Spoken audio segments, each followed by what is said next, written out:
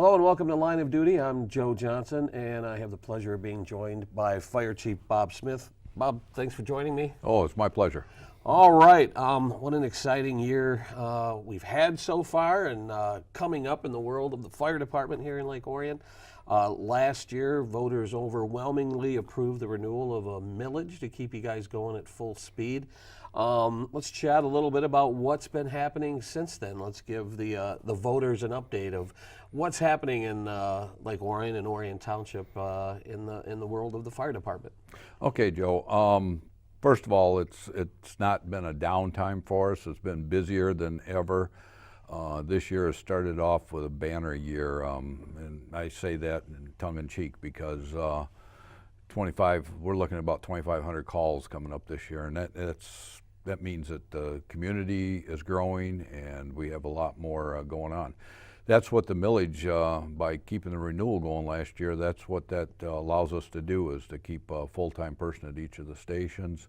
Also to be able to keep the equipment up and running good.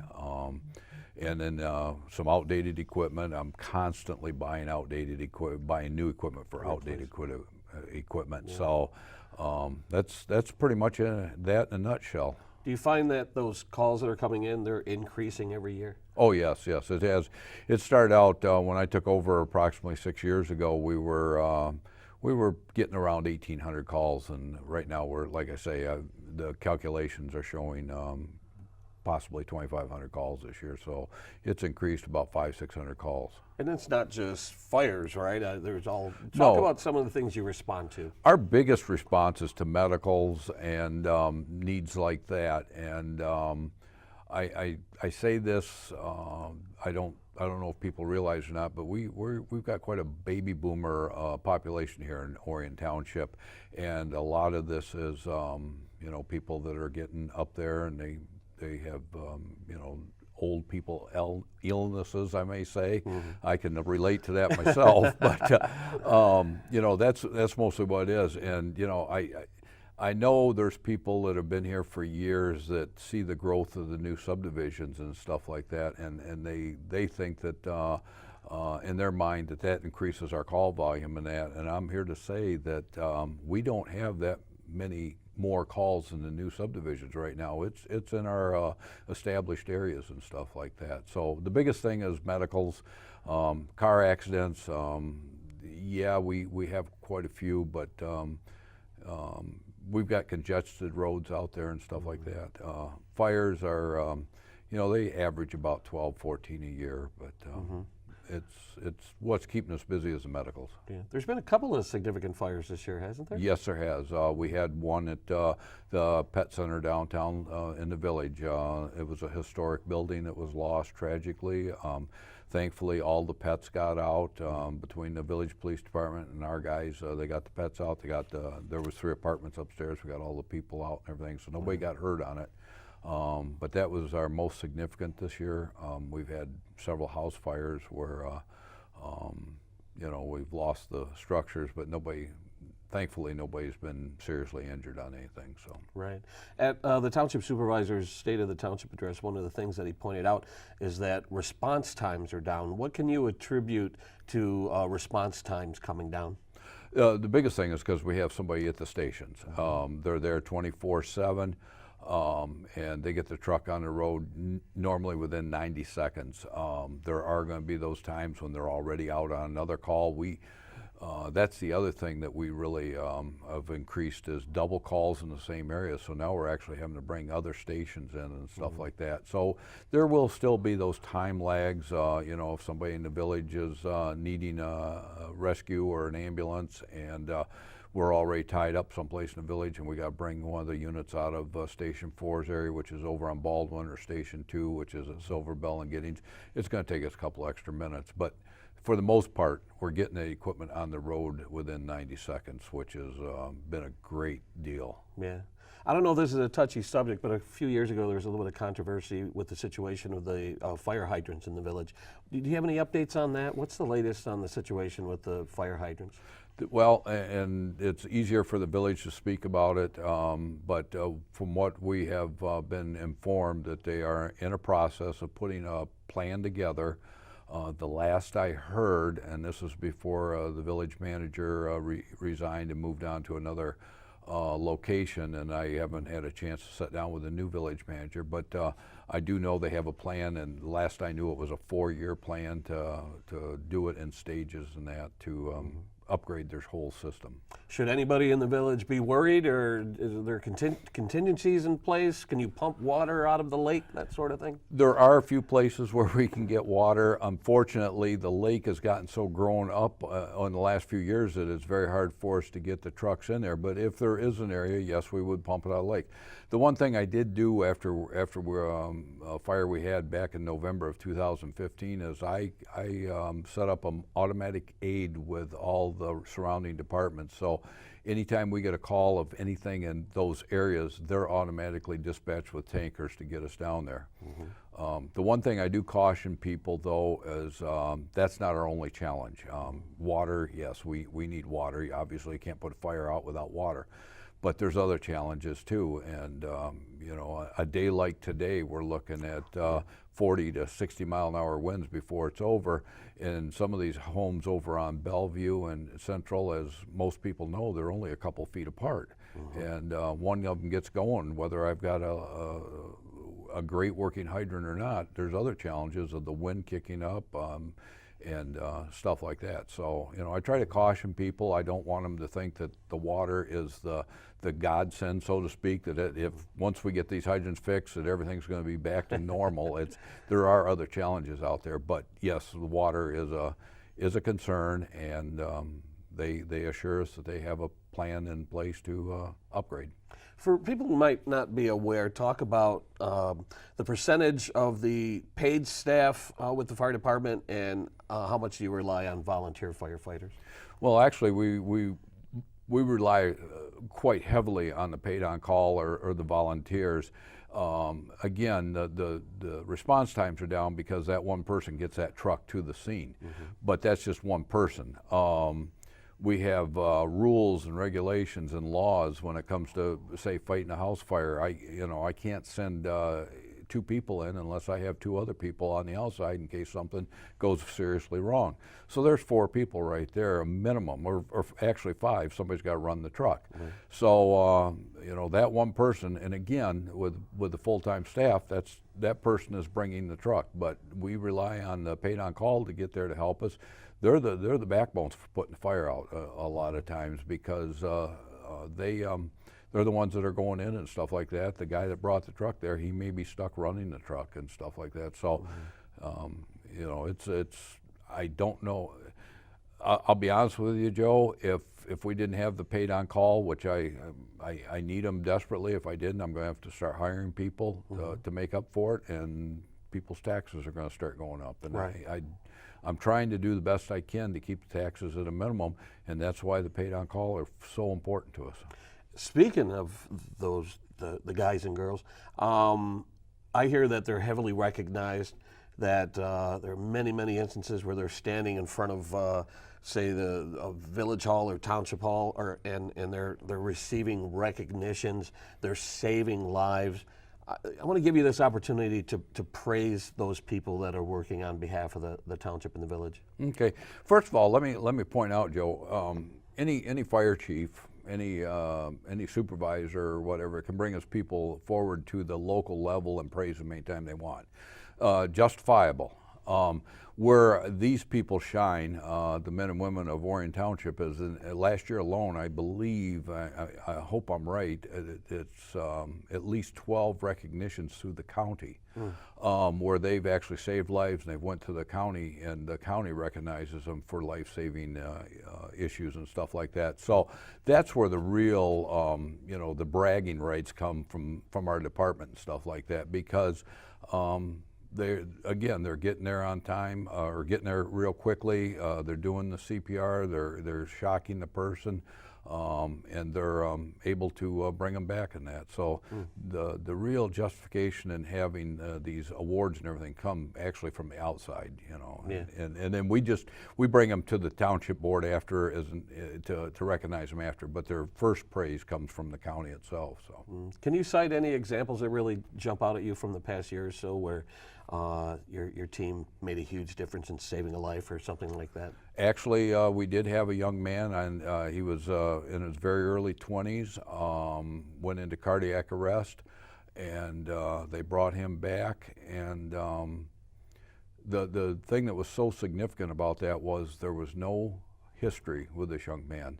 There was no cardiac history, there was no sickness history or anything. It was just, this was just a young man that was in his house and, you know, with his family and that, and they got him, they called 911 and we got him, and it was real significant at the county level too when they praised our people, because he had a less than 1% chance of making it and stuff like that because of the, whatever it was. I can't go into the details exactly what he had or anything, but that was a huge one. So. Let's talk about some changes that the fire department has faced over the last few years. A brand new fire station was built. That, you told me, helps battle taller buildings and industrial buildings and things like that. Talk about some of the changes you've seen over the last few years and some of the challenges that the fire department faces. Okay. The station you're talking about is Station 2. We originally had one over at the corner of Silver Bell and 24, and we outgrew that one. And then we built one that's over on Giddings Road now, and pretty close to the GM plant. And our next opportunity after that is we need to get a brand new, or at least a newer ladder truck. The one we had was a 1974. It only went up 85 feet. And that is our industrial area down there in Station 2's area in that. So we were able to pick up a 100-foot ladder truck. It was a demo unit. We really lucked out on that one because it's got a lot of bells and whistles that normally you'd have to pay for, but they're going to put them on it because they want to show it off and everything. So we got it at quite a discount, a little over $868,000, I think, and those things usually go close to $1 million. Wow. So we got that.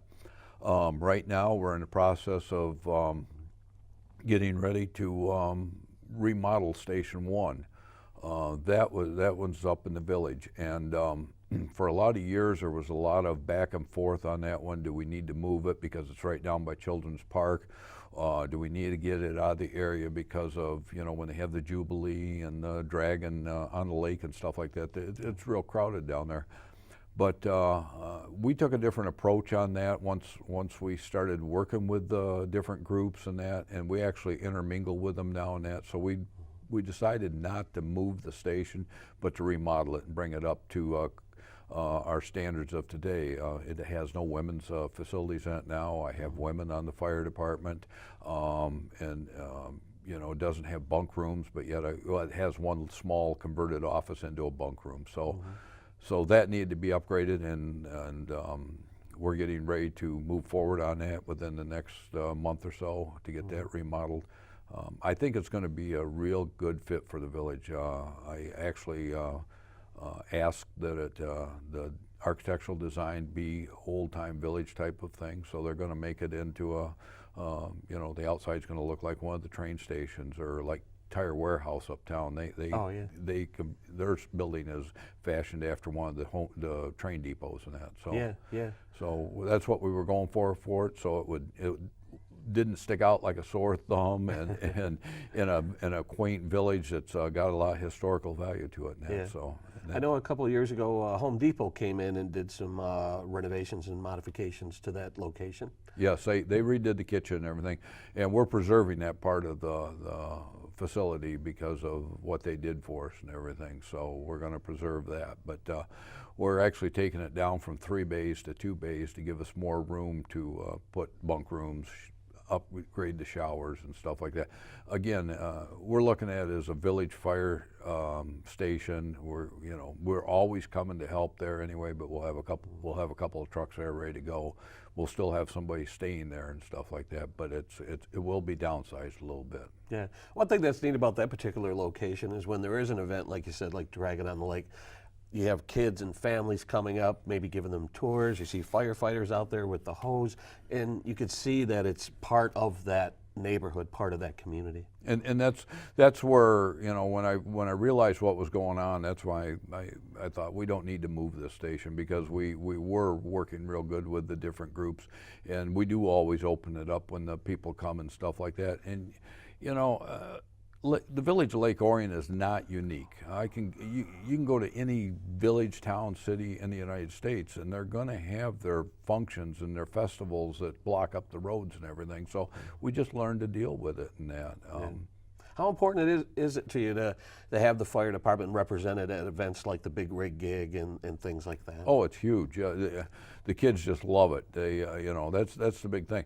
You know, we all joke that's our future firefighters there wanting to climb around and everything. No, it is a big thing. One of our lieutenants, he's full-time, Chris Hagan, does an awesome job with the PRs and events and stuff like that. He's in the schools with the kids. Him and Lieutenant LaGerald is our EMS coordinator. They've started a program with autistic kids at the high school now, where they're actually coming in a couple days a month and working with the firefighters, and it's really opened them up and being able to work with the firefighters, and they help clean floors or whatever, and they just think it's awesome in that. So our public relations program has just grown tenfold since these two guys have taken over. So that's terrific. This community is growing. Just recently I did a news story on a new subdivision that's going to be going up over by Bald Mountain. Developers are always looking for new area to build new homes and things like that. So this community is growing. What do you envision for the future of the fire department? What challenges lie ahead? Our biggest challenge is to keep up with the medical aspect. I'm sure everybody knows Beacon Hill at the corner of Scripps and 24. That's a 162-bed facility going in. That's going to increase our call volume. We may see sometime in the future, near future, 5-6 years from now, where we may have to start doing our own transporting in that. I don't know if the private ambulance service that we use, Star EMS, if they're going to be able to keep up or not.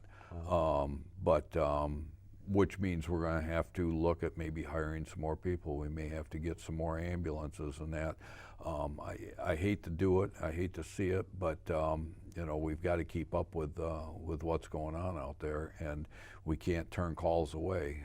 I've actually had people say, well, you know, just run on the emergency calls. Well, anytime somebody dials 911, it's an emergency, to them, and the dispatchers cannot sit there and pick and choose. You know, there's liability issues and everything else. So, you know, a person may call complaining about whatever, but if it's a 911 call, we've got to go. And on the other side of the coin, we've had people that didn't think that they had a problem. We get there and it's a serious problem, you know. So you just can't triage them, so to speak, on the phone. We've got to go. So. Speaking of 911 calls, wasn't there some changes recently about where dispatch was located and all that? Can you talk about that? When someone makes a 911 call, what happens? Well, when they make a 911 call, it actually goes down to Oakland County to their dispatch center, and that's located right there at the county complex. Okay. They in turn dispatch us, and we still maintain our tower right here at the Township Hall. So they're radioing back to the tower, which gives us our feed, and we at the same time, and it wasn't recently, it's been a few years now. I know time flies for us, but we also switched over to their radio system, which is, they call it an open sky radio system, and everybody carries around these little mini computers on their hips. They're no longer two-way radios. And that gives us the capabilities. I like to tell everybody I got 256 channels at my convenience if I need it. So that was a great tool for us to have, because talking on one channel, not being able to talk to our neighbors, you know, and we mutuate each other all the time, which means that if Auburn Hills, Oakland, Oxford, if they need help, we go to them, and vice versa, they come to us. So that's a big thing, to be able to talk to each other without having to hold 3 or 4 different radios and stuff like that. But that's all courtesy of the county, and great marriage so far with them. So That's great. To the people of Lake Orion and Orion Township who came out and supported the renewal of the millage, what do you want to say to them and reassure them that they're getting the best bang for the buck? Well, first of all, I want to thank everybody. Without this, we would have had to have closed the doors. Our general fund is not hefty. It wouldn't be able to support everything. We'd have to, there'd be a lot of things cut if we had to go back to the general fund, or we've never have went to the general fund, but if we didn't get that renewal. So first of all, I want to thank everybody for allowing us to continue and have trust in us that we're spending our money wisely and stuff like that. So again, like I alluded to here a few minutes ago, sometime in the future we may have to look to increase, but right now we're doing the best we can. We got one of the lowest tax bases for fire departments in the area, and we're doing a good job. Again, 12 saves last year, and all the PR work that we're doing and all that stuff. So the money's going to a good place. We're not just spending it on fluff, so to speak. Can you touch a little bit about how your crew is trained and how they prepare to get out there and do what they need to do? Well, we have 5 trainings a month where we combine the paid on call and the full time. They train together and stuff like that. But on every shift, we have 3 shifts of full time people. Just about every shift they get together and they train together too. So they're constantly training. It's nothing to see 40, 50 hours a month of one guy having training under his belt and stuff like that. So it's one person, I'm sorry. But they're constantly training in that, and it used to be we had 3 or 4 trainings a month with a paid on call, and sometimes 2.5 hours. That's not a lot of time for one person to learn anything. And you may train them tonight on something, and then they go 3 or 4 months before they actually get to use that and that skill. So that hurts. We gotta hopefully they gotta clear the cobwebs on an emergency scene, so to speak, and try to remember. But this way, with all the training that we're producing and them working together, especially the full-time people and the paid-on-call come up too to work with them. But basically, they're all working together. They know each other. They know what each other's habits are, and weaknesses and strengths and stuff like that. So it's really it's really worked out great here. So the way they do training, so. Great, yeah, it's a great bunch of people doing great work in the community.